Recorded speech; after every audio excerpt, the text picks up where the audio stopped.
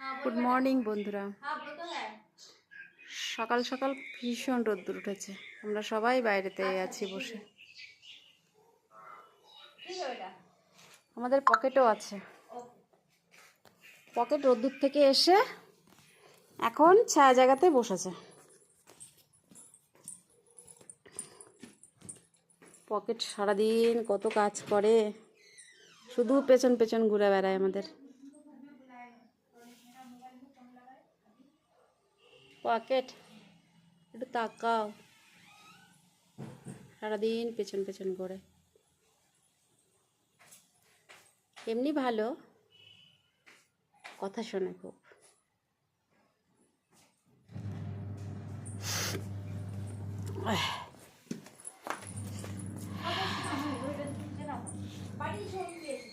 কোথায় ছিল?